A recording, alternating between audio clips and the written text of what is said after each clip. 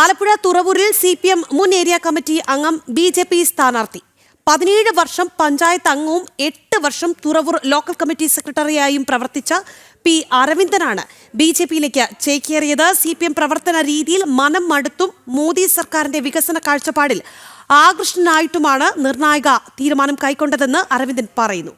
ആലപ്പുഴയിൽ നിന്ന് സുധീഷ് ഗോപാൽ തയ്യാറാക്കിയ റിപ്പോർട്ടിലേക്ക്.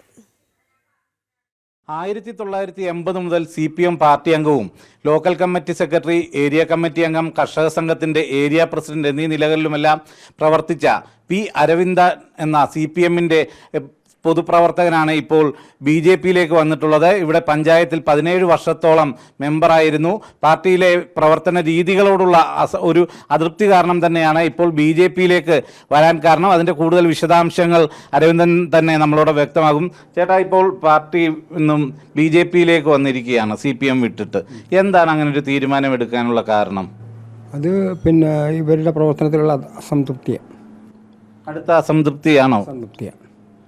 എന്തൊക്കെ നിലകളിൽ പ്രവർത്തിച്ചിട്ടുണ്ട് പാർട്ടിയിൽ? അത് പാർട്ടി ലോക്കൽ കമ്മിറ്റി സെക്രട്ടറി ആയിട്ട് 8 കൊല്ലം, അതുപോലെ തന്നെ പഞ്ചായത്ത് മെമ്പറായിട്ട് 17 കൊല്ലം, NP തണ്ടാരുടെ കൂടെ അടക്കം ഉള്ള പ്രവർത്തനം നടത്തിയിട്ടുണ്ട്.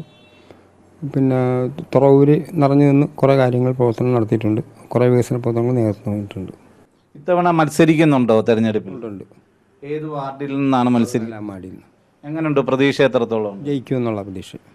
ഈ തുറവൂരിൻ്റെ വികസന പ്രവർത്തനങ്ങളിലും മറ്റും CPMന്റെ കഴിഞ്ഞ കാലങ്ങളിലെ നിലപാടുകൾ എത്രത്തോളം ദോഷമായിട്ടാണ് ഈ പ്രദേശത്തെ ബാധിച്ചിട്ടുള്ളത്? അത് ദോഷമായിട്ടാണ് വന്നിട്ടുള്ളത്. ഇനിയിപ്പോൾ ഗുണമായിട്ട് കൊണ്ടുവരും ഞങ്ങളെ കൂടി, എല്ലാവരും കൂടി.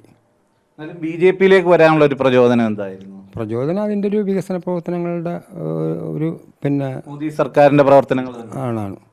ഇപ്പം ബീഹാർ തെരഞ്ഞെടുപ്പ് ഫലമൊക്കെ വന്നത് വലിയ സ്വാധീനിച്ചിട്ടുണ്ട്. ഇത്തവണ തെരഞ്ഞെടുപ്പിൽ മത്സരിക്കുന്ന ഒരു കാൻഡിഡേറ്റാണ്. എത്രത്തോളം പ്രതീക്ഷയുണ്ട്? ഈ വോട്ടർമാരോടൊക്കെ ചെല്ലുമ്പം എന്താ ഒരു സമീപനം? നല്ല പ്രതീക്ഷയുണ്ട്. എല്ലാവരും നല്ല രീതിയിൽ തന്നെയാണ് നമ്മോട് പോസിറ്റീവായിട്ട് തന്നെയാണ് നിൽക്കുന്നത്. വിജയിക്കും എന്നുള്ളതാണ് എൻ്റെ ഒരു പ്രതീക്ഷ. എല്ലാവരുടെയും പ്രതികരണം അനുസരിച്ചിട്ട് പഞ്ചായത്ത് തന്നെ പിടിച്ചെടുക്കാൻ സാധിക്കുമെന്ന് പ്രതീക്ഷ? അതെ, പഞ്ചായത്ത് തന്നെ തുറവൂര് അടക്കി പിടിക്കണമെന്നൊരു വിശ്വാസത്തിലാണ് മുന്നോട്ട് പോണത്.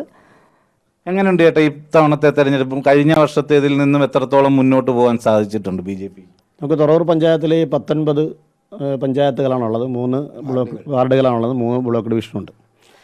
നമ്മൾ രാജീവ് ചന്ദ്രശേഖർജി സംസ്ഥാന അധ്യക്ഷനായി ചുമതല ഏറ്റതിന് ശേഷം അദ്ദേഹത്തിൻ്റെ നേതൃത്വം മുന്നോട്ട് വെച്ച വികസിത കേരളം എന്ന ഒരു വലിയൊരു മുദ്രാവാക്യം ഉയർത്തിപ്പിടിച്ചുകൊണ്ട് കഴിഞ്ഞ 5 മാസക്കാലമായി തുറവൂരിൻ്റെ വിവിധ വാർഡുകൾ കേന്ദ്രീകരിച്ചുകൊണ്ട് വികസിത ടീം എന്ന നിലയ്ക്ക് എല്ലാ വാർഡുകളിലും വികസിത ഒരു കമ്മിറ്റി ഫോം ചെയ്തു. ആ കമ്മിറ്റിയുടെ ശ്രമകരമായ ദൗത്യത്തിൻ്റെ അടിസ്ഥാനത്തിൽ നിലവിൽ BJPയെ സംബന്ധിച്ചിടത്തോളം പൂർണ്ണമായ ആത്മവിശ്വാസത്തിലാണ് മുന്നോട്ട് പോകുന്നത്. ഒരു 10 വാർഡുകൾ, ഏറ്റവും കുറഞ്ഞത് 10 വാർഡുകൾ ജയിച്ചുകൊണ്ട് ഈ തുറവൂർ ഗ്രാമപഞ്ചായത്തിൻ്റെ ഭരണം തന്നെ പിടിക്കാൻ പ്രാപ്യമായ ഒരു രാഷ്ട്രീയ പാർട്ടിയായിട്ട്, ഒരു മുന്നണിയായിട്ട് ദേശീയ ജനാധിപത്യ സഖ്യം മാറിക്കഴിഞ്ഞു. അതുതന്നെയാണ് CPMന്റെ ഒരു സമയത്തെ തുറവൂരിലെ മുഖമാണ് ഇപ്പോൾ BJPയോടൊപ്പം ചേർന്നിരിക്കുന്നത്. അന്ന് ഒരു ജനകീയ പ്രവർത്തനങ്ങൾക്കെല്ലാം നേതൃത്വം നൽകിയ ഒരു വ്യക്തി കൂടിയാണ്. 8 വർഷക്കാലം ലോക്കൽ കമ്മിറ്റി സെക്രട്ടറിയായി പ്രവർത്തിച്ചു. ഇപ്പോൾ അദ്ദേഹം ആ പ്രസ്ഥാനം വിട്ട് BJPയിലേക്ക് ചേർന്നിരിക്കുന്നു.